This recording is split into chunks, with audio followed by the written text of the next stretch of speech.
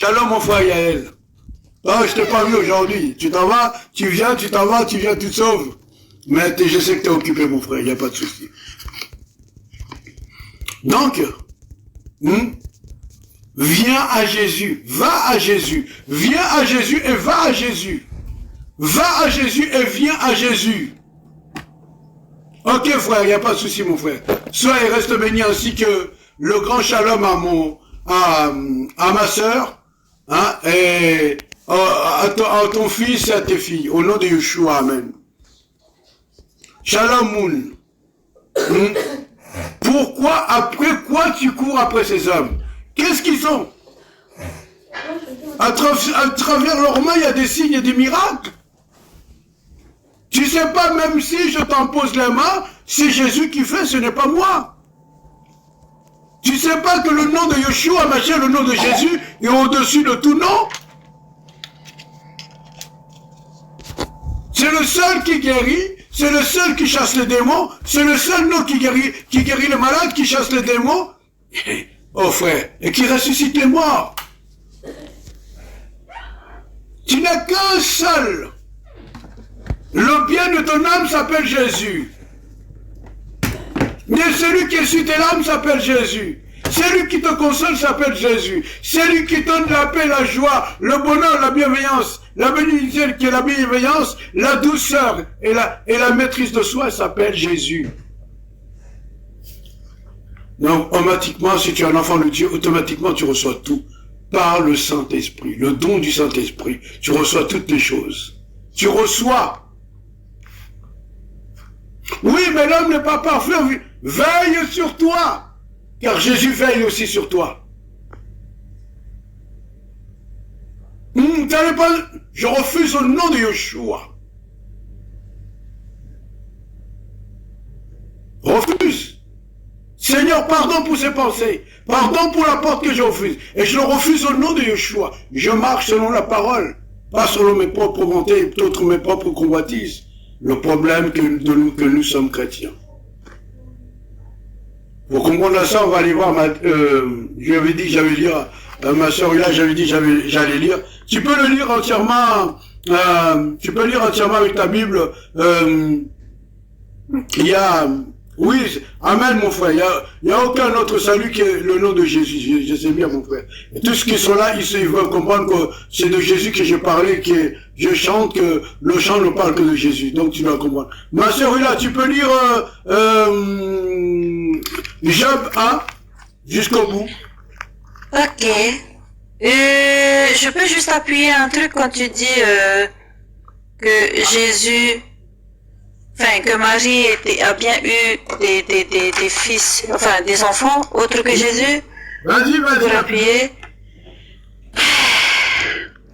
Pour ceux qui n'arrivent toujours pas à croire et qui ne veulent pas comprendre, la parole, on sait que elle dit que la vérité et rien que la vérité. Il a fallu que je creuse ma cervelle. Mais il y a bien une parole où j'ai vu et j'ai clairement dit, il faut pas que j'oublie. Et aujourd'hui, tu as parlé de ça. C'est que, voilà, je vais appuyer. Donc, je vous invite à prendre Luc, chapitre 2, verset 7. Luc 2, 7. Ben frère, je vais te laisser lire. Hein? Ok. Je vais te laisser lire. Voilà. Non, comme c'est toi qui en as parlé, donc moi je te donne juste et comme ça tu vas appuyer encore plus dessus. Tu m'as dit mon frère, je peux appuyer quelque chose, je t'ai dit bah oui, tu m'as dit je peux lire. Ben oui, je t'ai donné le verset et après tu lis. Oh, ouais, toi là. Hein? Elle a demandé justement, frère à midi. Tania, arrête toi aussi, hein. Vous n'allez pas commencer tout Luc 2, 7. Elle te défend là. Ah merci, pardon. J'avais mal compris. Non, délire, non. Eric là, toi aussi, hein. D'accord, j'arrête. Voilà. Merci. Attends, je veux même le stabiloter. Allez, vas-y. Voilà. Stabile-le. Voilà, amen. T'as vu, hein, l'indice, t'as vu, hein. Oh, oui, j'ai vu. Ah, ma soeur, là, tu me pousses encore à aller plus loin. Mais on va s'arrêter là, on va continuer d'abord pour que les gens comprennent. Ouais. C'est mieux. C'est pour ça que je dis. Et elle enfanta son fils premier-né. Elle enfanta son fils premier-né. Elle l'emmaillota et le coucha dans une crèche parce qu'il n'y avait pas de place pour eux dans l'hôtellerie. Amen. Voilà. Elle enfanta son fils premier-né. Premier-né. Hein? Premier-né. Là, on peut pas dire qu'elle n'a pas eu d'autres enfants. Ah bah non. Ah bah non. Si on parle le même langage, on parle la même langue, on est censé se comprendre. Il n'y a pas d'embrouille là. Ah bah non, il n'y a pas d'embrouille, mais pour certains chrétiens, ils vont chercher l'embrouille. Où c'est marqué là? On est les chrétiens, hein? Oui, là. Pardon, quand on est réellement chrétien, c'est-à-dire disciple de Jésus, on reste à l'affût des informations. Ah oui? Où c'est marqué là? Il va chercher la petite bête. Voilà, les chrétiens du dimanche. Alors que Jésus est béni par Dieu. Bon, ma soeur, tu peux lire? Oui? Non, mais je disais que c'est un peu ambigu. Ça dit son premier. Mais après, il y a certains qui prennent compte qui disaient que, quand il disait que il y a ma mère et mes frères, mais quand, dans ce passage-là, quand il disait il y a ma mère et mes frères, il parlait des disciples aussi, non? Ah, il parle. Ma soeur, arrêtez de nous faire creuser comme ça là. Moi, aujourd'hui, je creuse pas.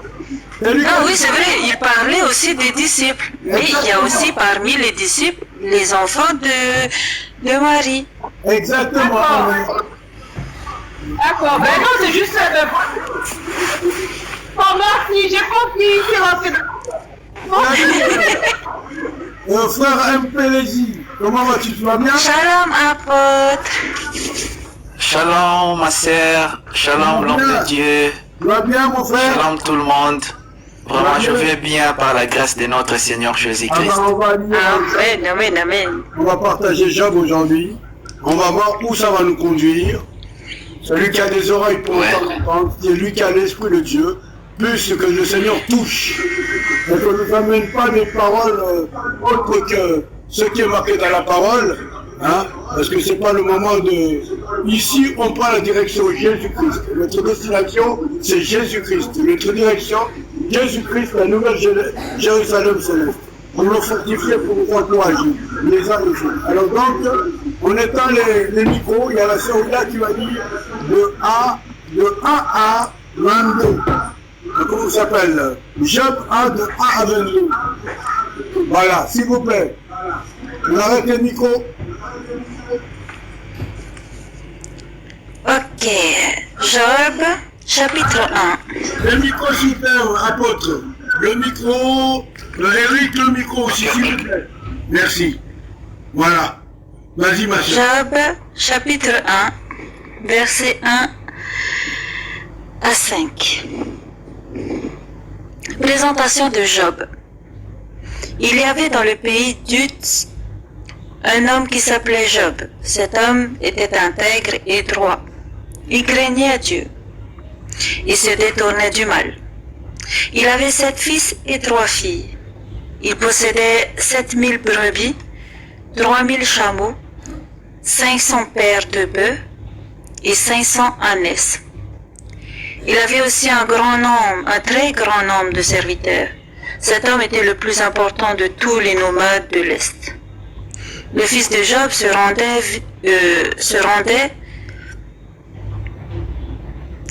visite les uns aux autres et organisait chacun à tour de rôle un festin. Ils invitaient leurs 3 sœurs à manger et boire avec eux. Quand les jours de festin étaient passés, Job faisait venir ses fils pour les purifier. Il se levait de bon matin et offrait un holocauste pour chacun d'eux.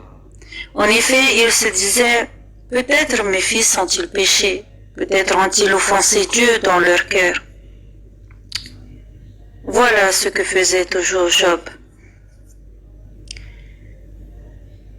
Continue. Verset 6 à 22, première série d'épreuves. Un jour, les fils de Dieu vinrent se présenter devant l'Éternel et Satan vint aussi au milieu d'eux. L'Éternel dit à Satan, « D'où viens-tu » Satan répondit à l'Éternel, « De parcourir la terre et de m'y promener. » L'Éternel dit à Satan, « As-tu remarqué mon serviteur Job ? Il n'y a personne comme lui sur la terre. C'est un homme intègre et droit. Il craint Dieu et se détourne du mal. » Satan répondit à l'Éternel, « Est-ce de façon désintéressée que Job craint de Dieu ? Ne l'as-tu pas entouré de ta protection, lui, sa famille et tout ce qui lui appartient ? Tu as béni le travail de ses mains et ses troupeaux couvrent le pays. Mais porte donc la main contre lui, touche à tout ce qui lui appartient, et je suis sûr qu'il te maudira en face. » L'Éternel dit à Satan, « Voici tout ce qui lui appartient, je te le livre. Seulement, ne porte pas la main sur lui. » Satan se retira alors de la présence de l'Éternel. Alors qu'un jour, les fils et les filles de Job mangeaient et buvaient chez leur frère aîné, un messager arriva vers Job et lui dit, « Les bœufs labouraient et les ânesses broutaient à côté d'eux. Des Sabéens se sont jetés sur eux et les ont enlevés.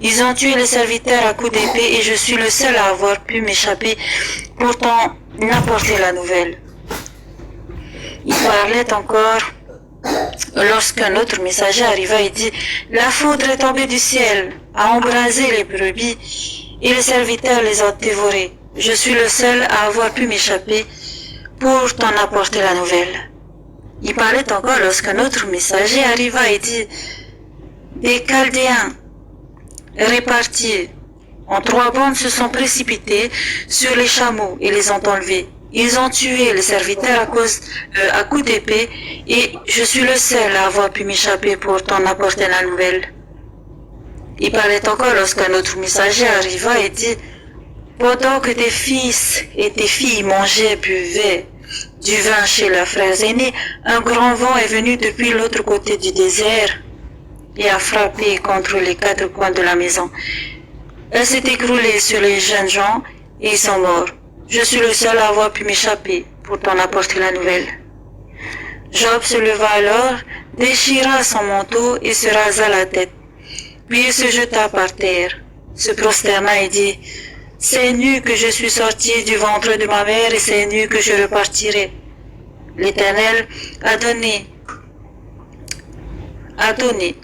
et l'Éternel a repris. Que le nom de l'Éternel soit béni. » Dans tout cela, Job ne pécha pas. Il n'attribua rien d'inapproprié à Dieu. Oh, c'est beau ça.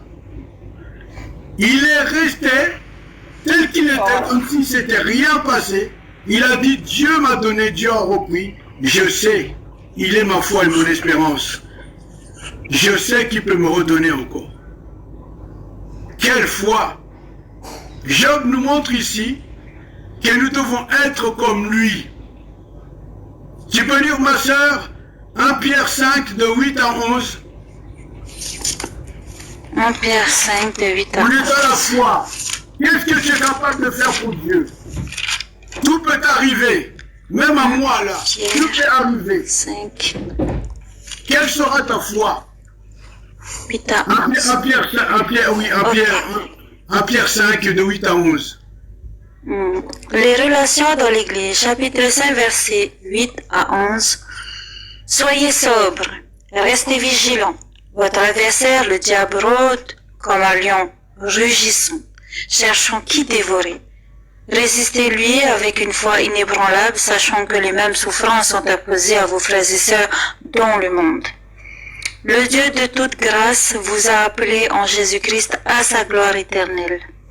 Après que vous aurez souffert un peu de temps, il vous rétablira lui-même, vous affirmera, vous fortifiera, vous rendra inébranlable. À lui soit la gloire et la puissance au siècle des siècles. Amen. Sois sobre, frère. Vaque à la prière. Tu dois vaquer à la prière. Tu dois vaquer à la prière, frère. Vaquer. Jean, Dieu l'a vanté lui-même. Comme quoi il était un homme intègre et droit devant sa face. On a vu, on sait que tous les animaux, il y en a qui sont morts, on a tué la plupart de ses serviteurs. On lui a annoncé que la maison où ses frères invitaient leurs 3 sœurs, tout s'est écroulé sur eux qui étaient morts. Quelle foi aurais-tu dans cette condition-là? Est-ce que tu aimerais Dieu? Parce que c'est ce que Dieu veut que tu l'aimes. Tu dois passer tes enfants, ta femme, ta famille, ta mère, ton père au-dessus tu dois pas les faire passer au-dessus de toi, mais lui seul, Yeshua, Mashiach, Jésus seul. C'est lui que tous les jours tu dois passer au-dessus. Même au-dessus de ta femme, au-dessus de toute ta descendance. C'est lui qui est le premier, qui est le dernier. Jésus veut que tu veux qu'il soit au-dessus de toi, qu'il soit de tout en toi, qui est au-dessus de tout dans ta vie. Est-ce que tu l'as accepté? Là, c'est une bonne question, c'est autre chose. Tu dois être... Ah oui. Non, vas-y, pardon. Tu dois être sobre, sois sobre, tu dois veiller. On va comprendre cela. Ma soeur, tu peux prendre Matthieu 26, 41. Matthieu 26, 41.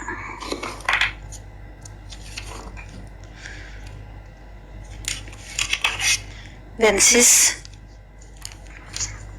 41. Ok. Arrestation de Jésus.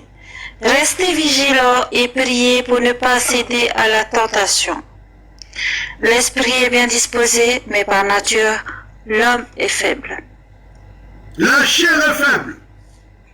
L'esprit, ton esprit est fort, mais ta chair est faible.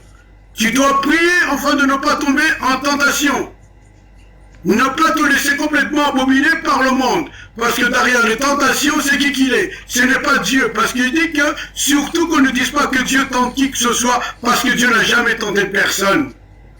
Mais c'est quand ta chair là est amorcée par la convoitise, c'est là. Le tentateur s'est approché, c'est là que tout se passe.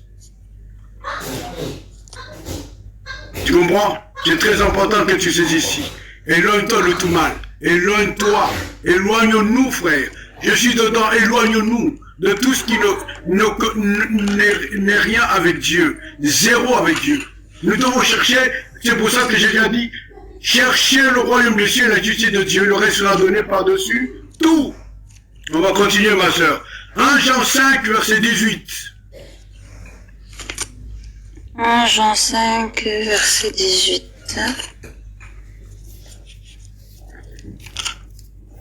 1 Jean 5, 18. J'allais dans le pied, pardon. T'étais à pied, là, hein? Non, 1 Jean 5, 18. La foi en Christ et ses effets. Nous savons que si quelqu'un est né de Dieu, il ne pêche pas. Au contraire, celui qui est né de Dieu se garde lui-même et le mauvais ne le touche pas. Veille sur toi. Qu'est-ce qu'il dit, ma soeur? Que nous devons veiller sur nous-mêmes, oui ou non? Donc Jésus, puisqu'il veille sur nous, nous devons aussi veiller sur nous-mêmes. Ben oui, ça va dans les deux sens. Ah ben oui, mais il y en a qui ne comprennent pas. Oui, Jésus, merci de veiller sur moi pour la ligne. Non, mais toi aussi tu dois veiller sur toi-même, afin de ne pas tomber en tentation. On a lu Matthieu 26, verset 41, non? Veillez et priez. Veillez et priez. Et il dit, oh j'ai vu l'escavoté. Veillez et priez afin de ne pas tomber en tentation. Tu ne dois pas tomber. Si tu ne veilles pas, tu vas tomber. Tu dois te garder. Yeshua, Mashiach, Jésus, veille sur toi et toi tu dois veiller sur toi. Et tu dois prendre ta femme à veiller sur elle-même. Tu dois prendre tes enfants à veiller sur eux-mêmes. Chacun de tes enfants. Et ça, les chrétiens passent par des, je sais plus quoi, moi j'ai la foi en Jésus-Christ, au moment qu'il arrive en malheur, paf, il a oublié Jésus. Mur de lamentation en Israël, mur de lamentation en Israël. Seigneur, il faut quand même. Ah, Seigneur disait, pourquoi tu fais ça? Tu n'as pas veillé. Jésus nous dit bien dans Matthieu 26, 41, il dit, veille sur toi, tu dois veiller, c'est pas, la chair, l'esprit est solide, mais la chair est faible. Regardons ce qu'il y a au milieu chrétien actuellement, frère, c'est grave. Il a dit que Job, il était intègre et droit. Tu crois qu'il n'avait pas l'esprit, Job? Ben si, il avait l'esprit de Christ. Et les prophètes, ils n'avaient pas l'esprit, si, ils en avaient. Il marchait par l'esprit de Yeshua. Yeshua, l'éternel, Yeshua, Yahvé, Yeshua, Yahweh, Yeshua, Jésus. Ils avaient son esprit. Je ne sais pas, c'est le Seigneur peut-être qui l'enseignait, mais il a dit qu'il était intègre et droit. Et Jésus l'aimait. Il l'aimait. Et il montrait son amour. Il avait mis des murs de feu autour de lui. Ce sont les anges.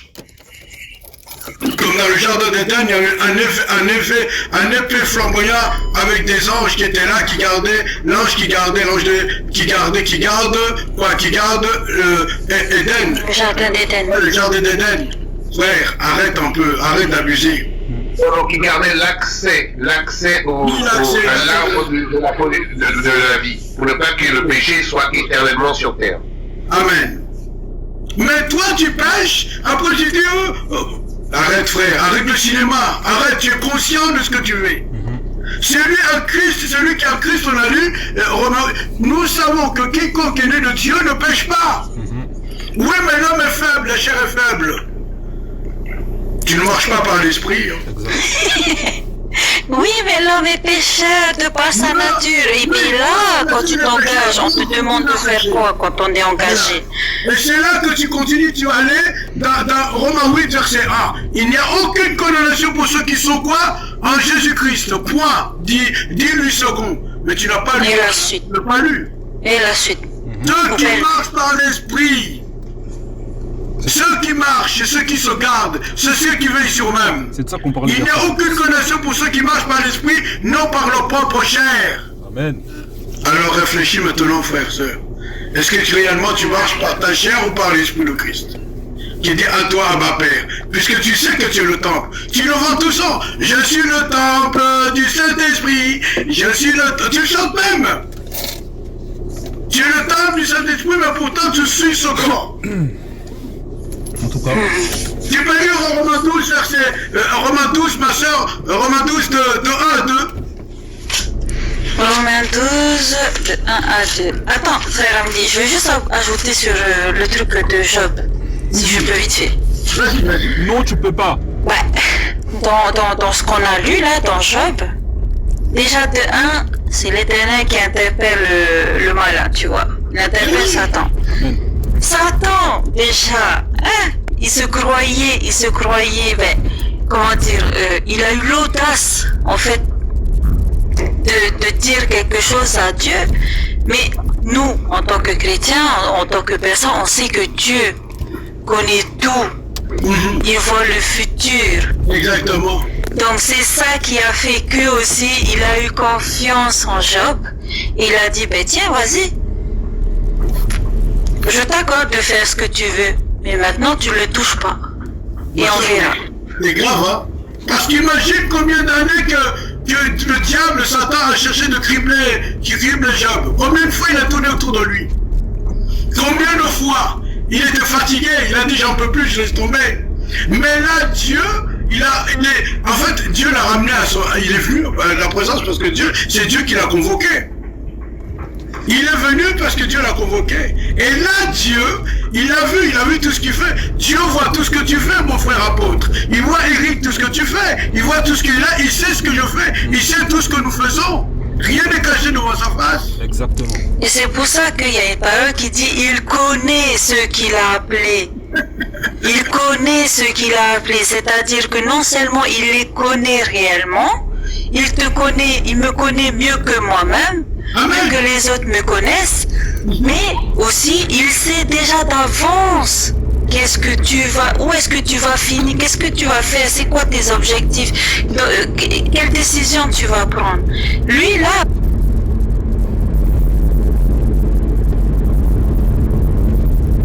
avec Job, il a eu confiance en Job parce que tout simplement il connaît Job, il sait qu'est-ce que il va faire déjà. Il avait le cœur de Job entre ses mains. Et Et pourtant le malin a voulu faire le malin. Mais il a perdu son temps. On va continuer, frère, on va continuer.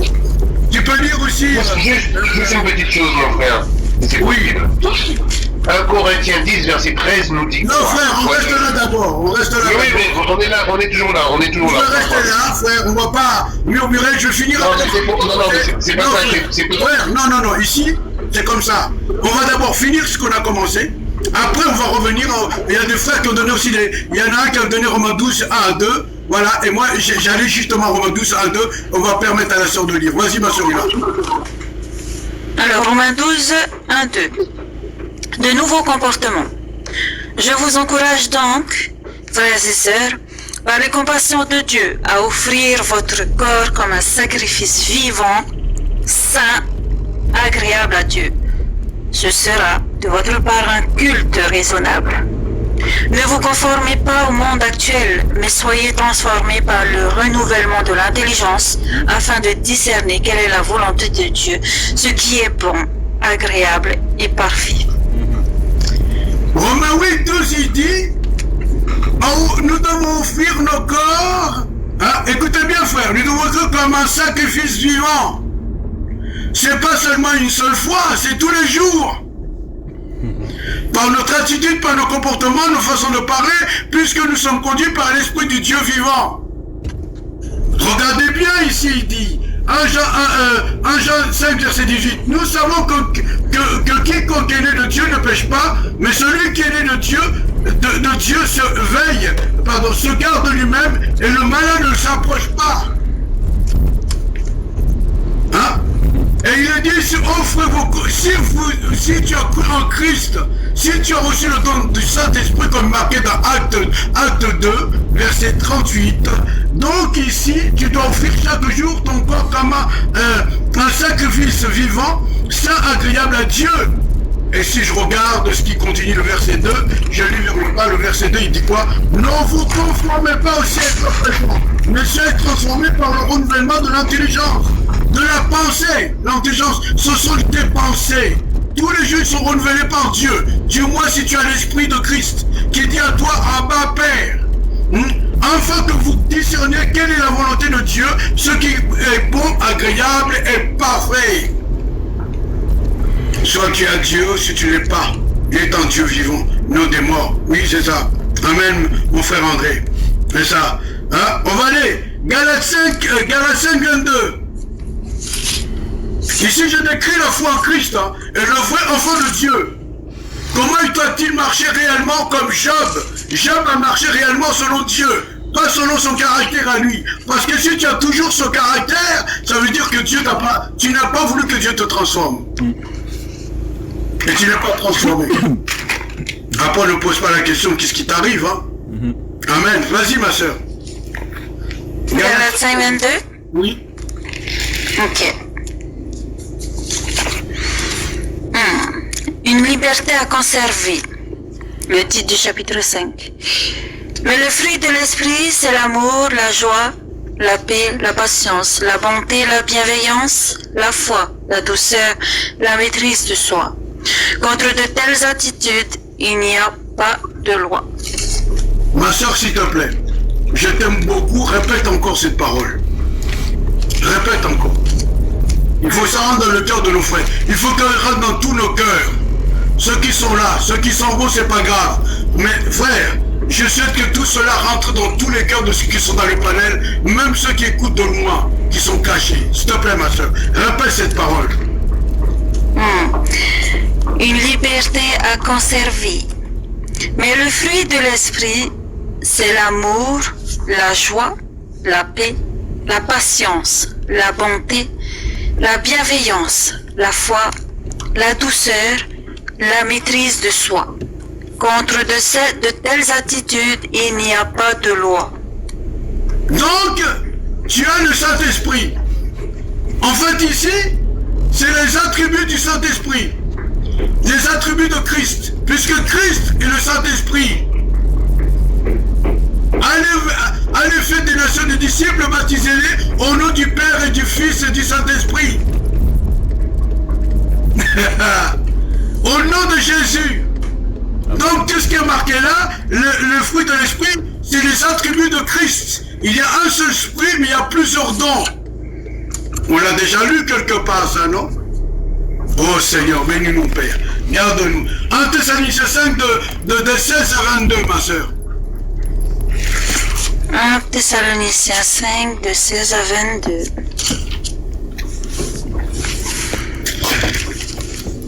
Aïe. Oh, 5, 16, 22. Ok, dernière recommandation. Soyez toujours joyeux. Priez sans cesse. Exprimez votre reconnaissance en toutes circonstances, car c'est la volonté de Dieu pour vous en Jésus-Christ. N'éteignez pas l'esprit. Regarde, on va appuyer sur ça parce que... Non, c'est ça, je te dis de lire, ma soeur. Vas-y. Ouais, mais je veux appuyer sur le 17. Le 17. Non, même pas. Le 19, pardon. N'éteignez pas l'esprit. Tu vois, comme j'ai dit la dernière fois, l'esprit, c'est comme une bougie. Exactement, allume. La foi, c'est comme une bougie. Et le feu dans ton cœur, le feu dans ton être, le feu. Celui qui t'illumine, celui auquel tu es animé, celui qui est la source, la respiration de ton âme. Je dirais l'oxygène de ton être. Ici, c'est Jésus lui-même. C'est ça. Donc, n'éteignez pas l'esprit, ne méprisez pas les prophéties, mais examinez tout et retenez ce qui est bon. Abstenez-vous de toute forme de mal. 1 Jean 5, 18, il dit, tu dois veiller sur toi-même. Et ici, il dit quoi? Abstenez de toute espèce du mal. Tu dois t'abstenir du mal. Tu dois faire tout pour t'éloigner du mal, mon frère, ma soeur. Pas et prendre plaisir au mal. Si tu prends plaisir au mal, tu dis oui, mais tu fais le contraire, il n'y a pas l'esprit. Amen, mon frère Eric. Amen. Tu es venu pour quoi faire? Hein? Tu es venu pour quoi faire? Tu es venu juste pour te laver le jour que tu as cru. Tu as pris ta douche là. Tu as pris ta douche chez toi, une deuxième douche avec... Comme si tu avais une savon spirituelle. Tu t'es juste lavé. Voilà. Mais tu n'as pas cru. Tu es sur un mouvement. Voilà. Si tu tombes, mais oui, inconsciemment, tu t'aperçois que tu es tombé. Tu vois, c'est différent, Eric. Inconsciemment, quand tu as péché, tu t'aperçois du péché, et tu te rabaisses devant Dieu, et Dieu dit va. Tu te rappelles de la femme? C'est ça, Eric, accidentel. La femme accidentelle, exact. Et la femme qui a péché, là, la femme qui avait péché. Je prends l'exemple de la femme qui était prise d'adultère. Le Seigneur a dit, celui qui n'a jamais péché lui lance la première pierre. Donc arrêtons le cinéma. Arrêtons. Et qui plus est, après, il a dit quoi, frère? Il a dit quoi après à la femme? À la femme, il a dit, où sont donc ceux qui t'accusaient? Il a dit, la femme, il a dit, Seigneur, il n'y a personne. Il a dit, va. Et ensuite? Et quoi? Et ne pêche plus. Amen. Donc si tu fais ça accidentellement, mais si tu es conscient, si tu es conscient de tes actes, oh frère, c'est grave. Repends-toi sincèrement et accepte réellement Jésus parce que tu n'es même pas converti et tu ne connais pas Christ. Tu ressembles à le suivre en mouvement. Il faut que tu saches la vérité. La vérité, c'est dur à avaler, mais il vaut mieux la vérité que le mensonge. C'est très important. Amen. Shalom, ma sœur Edwige, oui, va et ne pêche plus. Amen. Et ça, on dirait que personne... Et pourtant, c'est pas seulement à la femme qui l'a dit, C'est pas seulement à la femme, c'est à toutes les personnes qui sont venues vers lui et qui leur a dit, en leur disant, allez-y, il a dit à beaucoup de personnes, allez, va. mais ne pêche plus. Ah bah mon frère Eric, tu as compris, tu n'as pas dit que je suis pécheur. C'est tout à fait ça. Tu dis que tu n'as pas péché, pourtant tu es pécheur. Et nous devons nous reconnaître pécheurs par la grâce de Dieu. Mais c'est Dieu qui nous conduit, qui nous dirige. Il a dit soyez des saints. Soyez saints comme moi, comme mon Père est saint. La parole le dit, ce n'est pas moi. On va aller plus loin pour comprendre mieux les choses. Hein? Jacques 4, même 6 à 7. Que Jacques 4, le 6 à 7, ma soeur. Jacques 4, 6 à 7. Oui. Ok, Jacques.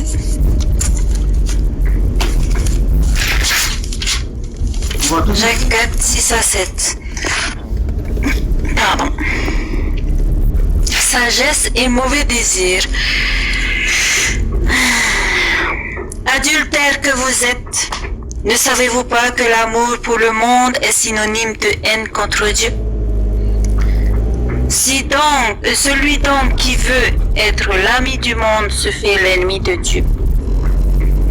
Croyez-vous que l'Écriture parle sans raison? C'est avec jalousie que Dieu aime l'Esprit qui habite en nous. Amen. Vous avez entendu, la parole est pétrée. La parole, il n'est pas... Si tu marches par l'Esprit, frère, tu comprends les Écritures. Mieux que quiconque. Mais si celui tu es charnel, tu ne comprendras pas, tu ne saisiras pas. On a lu... c'est Jacques 4 hein, qu'on a lu là. Oui, Jacques 4, versets 4 à 5. 4 à 5, on va lire aussi le 6 à 7. 6 à 7, ok. Cependant, la grâce qu'il accorde est plus grande encore. C'est pourquoi l'Écriture dit, Dieu s'oppose aux orgueilleux, mais il fait grâce aux humbles. Soumettez-vous donc à Dieu, mais résistez au diable, et il fuira loin de vous. Alors ma soeur, mon frère, comment résister au diable? C'est tout simple. Résistez au diable et bien ma soeur, soumettez-vous donc à Dieu. Tu dois tout être en Christ, tout en toi. Ton être doit être en Christ. Tu dois être en Christ, marcher par l'esprit, non par la chair. Parce qu'il dit, la parole Galates 5, il dit que la chair, il a dit marchez par l'esprit et vous n'accomplirez pas les œuvres de la chair. Parce que la chair est contraire à l'esprit est contraire à la chair. C'est un combat perpétuel, c'est un combat qui ne s'arrêtera pas jusqu'à la fin du monde. Jamais s'arrêtera. C'est très important que nous comprenions ça là. Donc frère, quand tu pries réellement, si tu as le Saint-Esprit que tu pries, il doit se passer quelque chose. Il n'y a rien qui pourra tenir devant toi. Ma soeur, tu peux prendre Marc 11, verset 24. Marc 11, verset 24.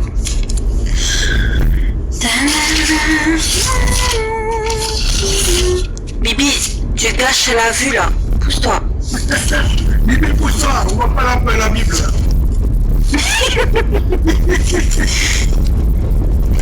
Pardon, mon frère, tu disais Marc? Marc 11, verset 24. Même verset 24. Marc 11, 24. 23, 24. Ok. Jésus dans le temple. Non, Marc 11. Hein. Je vous le dis. Ouais? Marc 11, verset 23, 24. Oui, oui. D'accord. Jésus dans le temple. 23, verset 23, 24. Je vous le dis en vérité, si quelqu'un dit à cette montagne, retire-toi de là et jette-toi dans la mer, et s'il ne doute pas dans son cœur, mais croit que ce qu'il dit arrive, il le verra s'accomplir.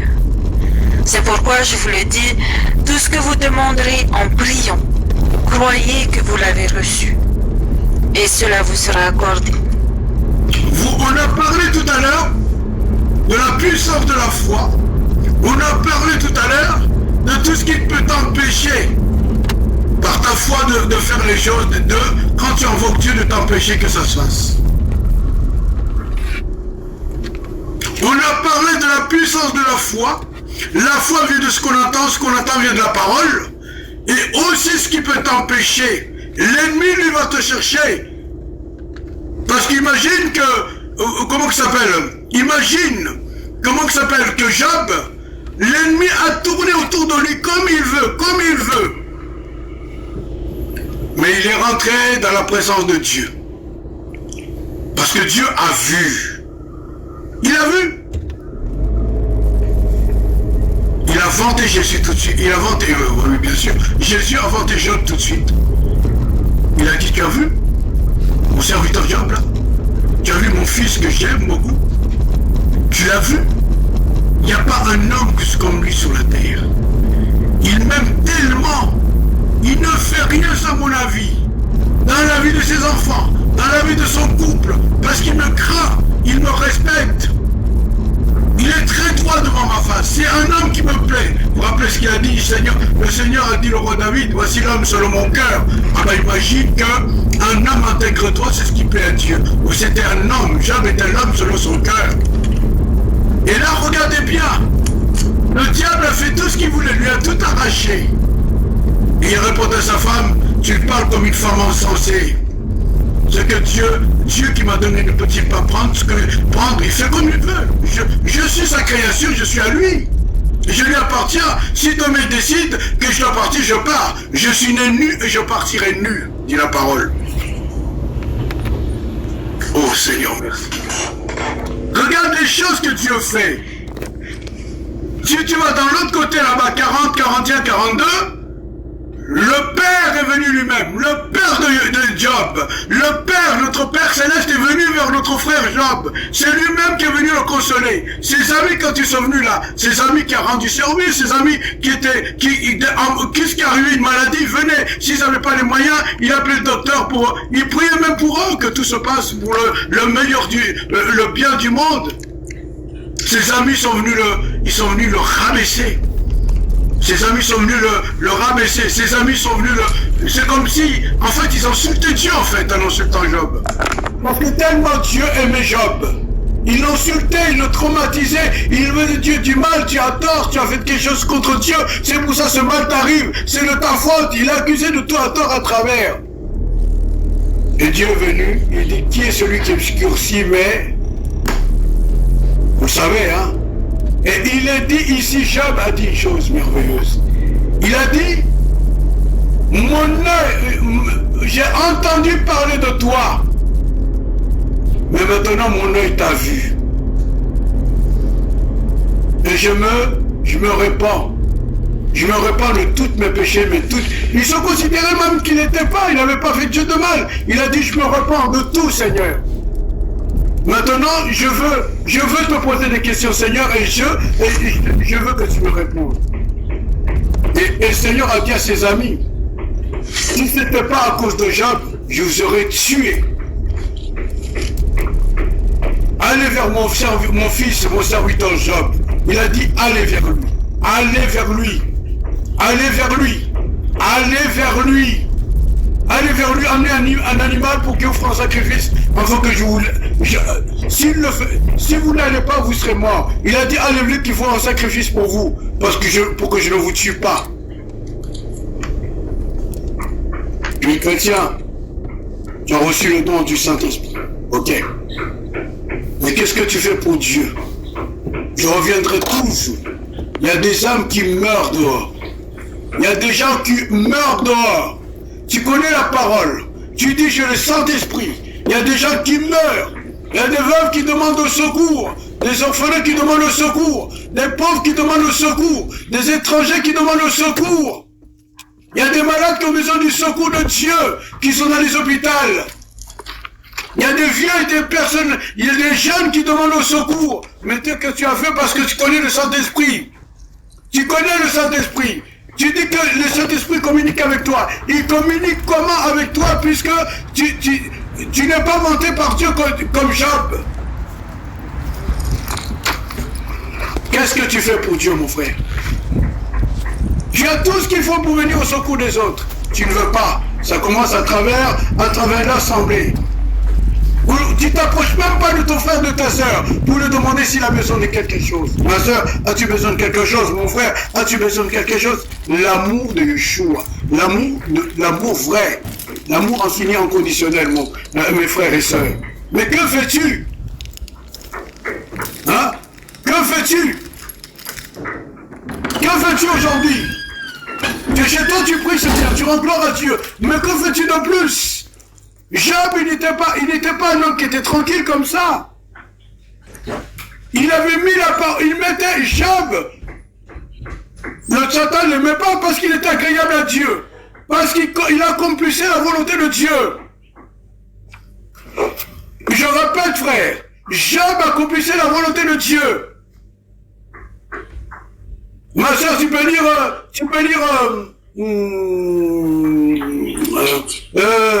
Matthieu 28, verset 42, je crois si je ne me trompe pas. Matthieu 28, 42. 26, 42. Ah, 26, 42.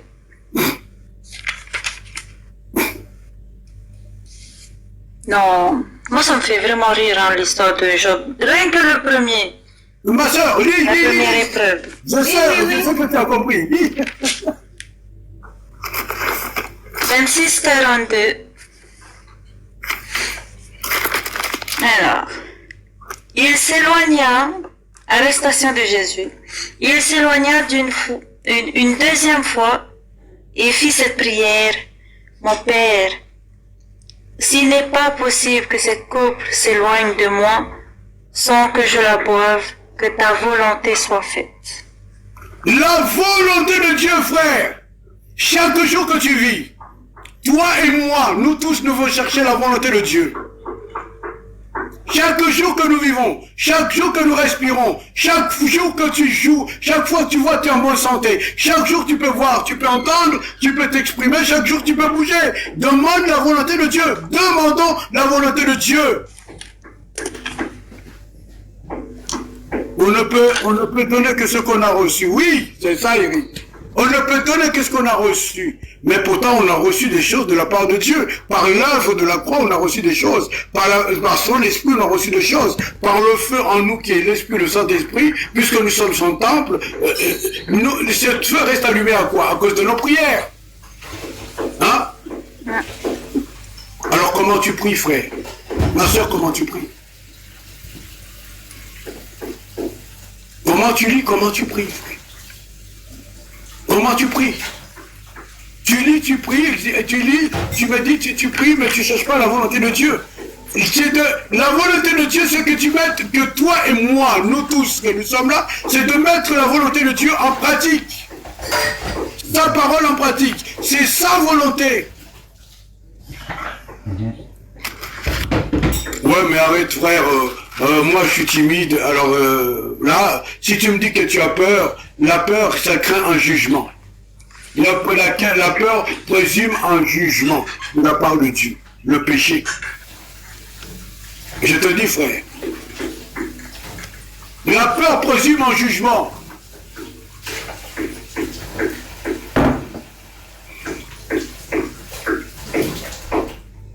Il faut que nous le sachions. La peur présume un jugement.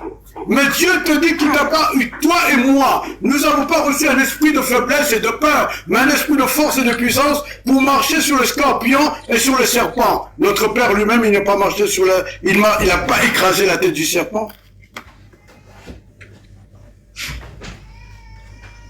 Est-ce que Jésus n'a pas écrasé la tête du serpent? Et ici, on regarde bien, il a écrasé, il a marché sur le serpent. Et Jésus te dit, toi aussi, mon frère, ma soeur, c'est de marcher sur le serpent et sur le scorpion. Amen.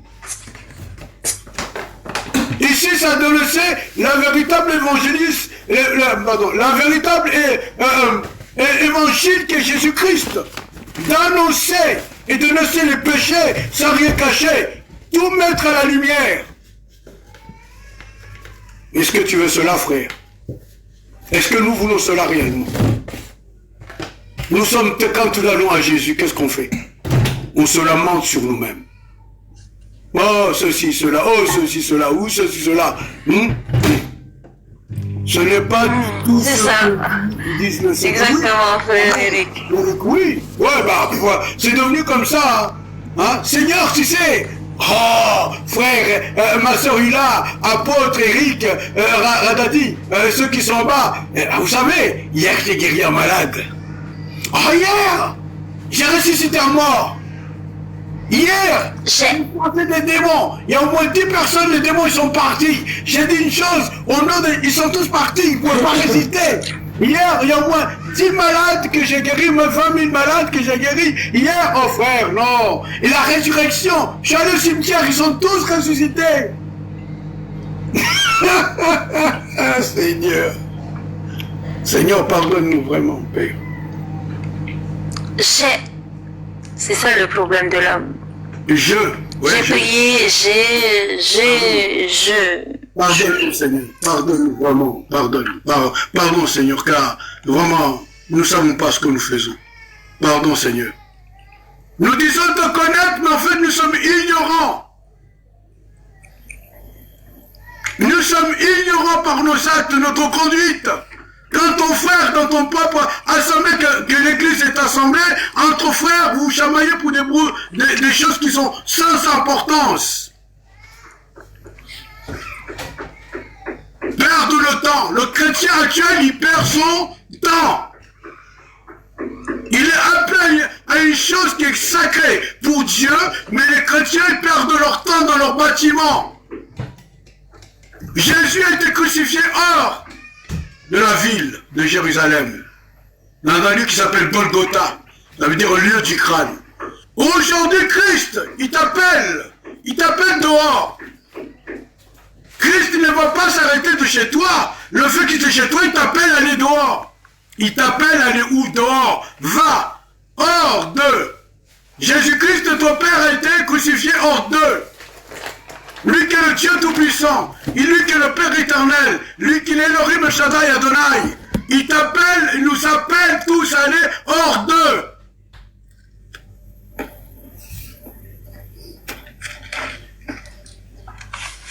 C'est comme un homme qui a mangé, hein? C'est comme un homme qui a mangé, là, un homme qui a rendu travail. Attends, même dehors au chemin, tu ne peux même pas parler à un homme. Ceux qui sont en train de regarder, tu es en train de scroller ton portable comme tous les païens, ils le font aussi, les chrétiens le font aussi. Et quand tu parles même pas une âme, même Dieu te parle, il te dit parle à cet homme là-bas. C'est comme un pleu qui se dégonfle. Tu peux me haïr, c'est pas Tu peux lire? Attends mon frère, attends ma soeur, tu vas lire, t'inquiète pas. Hein? Ce que Dieu veut pour toi et pour moi, que toi et moi, je parle à tous, ce que nous cherchions le royaume des cieux et la justice de Dieu, et le reste nous sera donné par-dessus tout. Donc, mon frère André, que toi il reste béni. Levons-nous et marchons à suivre Jésus-Christ. Allons à la suite de Jésus. Allons à la suite. L'esprit qui est en toi, c'est Jésus. Le don qui est en toi, c'est Jésus. Mais pourtant, tu te lamentes du matin au soir. Tu pleures. Même quand Dieu te donne quelque chose, c'est 10 lépreux. Ce sont tous les 10 lépreux. C'est lui qui a compris. C'est une église qui a compris véritablement l'amour de Jésus-Christ. C'est le lépreux là qui est venu vers lui. Mais le reste des églises, ils sont où? Où est l'amour de Dieu dans cette église? On se chamaille, on se torture. Le Seigneur a dit soyez en paix avec tous. Où est la paix? Des critiques, des insultes, hein? Il n'y a rien à voir. Arrêtez un peu le cinéma. Es-tu sûr que tu iras au ciel? Es-tu sûr que tu es pardonné? Es-tu sûr que tu es sauvé, mon frère, ma soeur? Est-ce que nous sommes sûrs que nous sommes pardonnés par l'Élohim vivant qui a été à la croix dans la chair et qui est ressuscité le 3e jour? Es-tu sûr que nous sommes pardonnés, nous sommes sauvés? Comment je peux être pardonné et sauvé et garder la même façon de faire, le même comportement, les mêmes pensées, la même façon d'aimer, la même façon d'agir, alors que je dois avoir tout le comportement de Yeshua, tout le comportement de Christ? En fait, c'est des gens qui... Lui, c'est le frère qui lance avec... As-tu le comportement de Yeshua? Et eux, ça fait ils ont plus de 15 ans... Parce que si réellement tu as le comportement de Yeshua, tu ne peux qu'aimer. Ah non, mon frère,